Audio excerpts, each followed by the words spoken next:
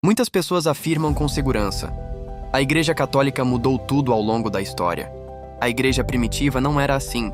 Mas essa afirmação levanta uma pergunta inevitável: mudou em quê? Em essência, em doutrina?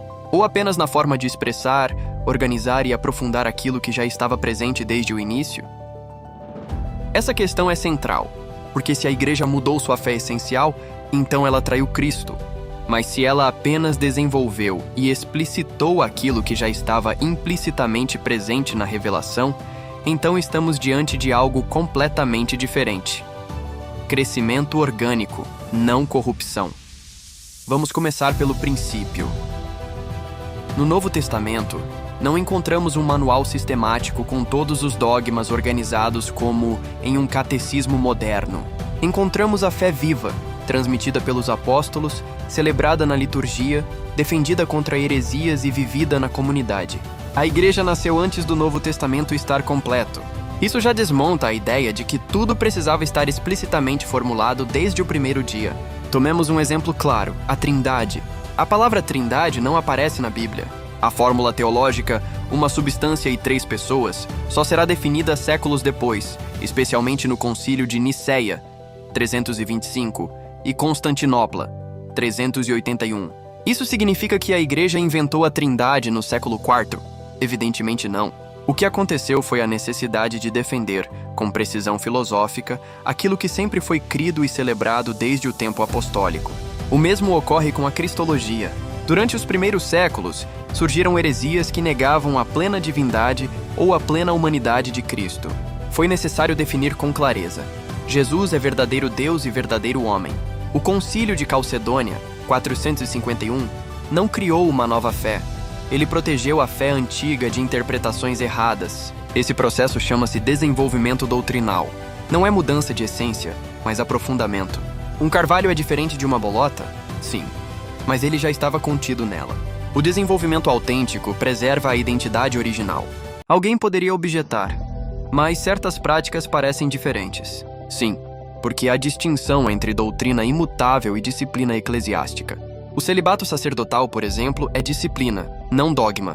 Pode haver mudança disciplinar sem alteração da fé. O mesmo vale para formas litúrgicas, organização administrativa, língua usada na missa. Isso não toca o núcleo da fé. Agora, se a Igreja tivesse realmente mudado sua doutrina essencial, esperaríamos encontrar evidências claras nos primeiros séculos de uma fé completamente diferente da atual. Mas o que encontramos? Encontramos já no século I e II.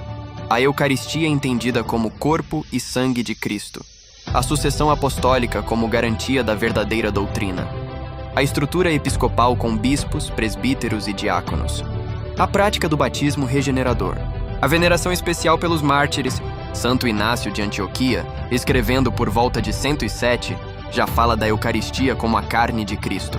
Santo Irineu, no século II, fala da sucessão dos bispos como critério contra heresias. São Justino descreve a liturgia cristã de forma surpreendentemente semelhante à estrutura básica da missa atual.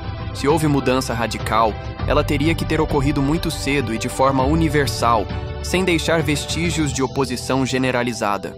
Historicamente, isso é improvável. Mudanças abruptas provocam rupturas. O que vemos, ao contrário, é continuidade orgânica. Outro ponto importante: Cristo prometeu que o Espírito Santo guiaria a Igreja a toda a verdade. Isso implica um processo ao longo do tempo. A compreensão pode amadurecer. A formulação pode se tornar mais precisa. Mas a verdade revelada não se contradiz. É preciso também distinguir entre escândalos humanos e mudança doutrinal. A Igreja teve membros pecadores? Sim. Teve crises morais? Sim. Isso não significa mudança na fé. A santidade da doutrina não depende da perfeição moral de todos os seus membros. A pergunta, então, não é se a Igreja se desenvolveu. Ela certamente se desenvolveu. A pergunta é: ela preservou a mesma fé apostólica? E a análise histórica séria aponta que sim. A Igreja do século XXI celebra a mesma Eucaristia, professa o mesmo credo, batiza em nome da Trindade e reconhece a sucessão apostólica, exatamente como testemunham os primeiros séculos. O que mudou foram circunstâncias históricas, culturas, línguas, formas disciplinares. O que não mudou foi o depósito da fé. Portanto, afirmar que a Igreja mudou tudo é simplificar excessivamente um processo histórico complexo. O cristianismo não é uma ideia congelada, mas uma verdade viva que cresce sem perder identidade. E talvez a pergunta mais honesta não seja: a igreja mudou? Mas sim: há continuidade real entre a igreja apostólica e a igreja atual?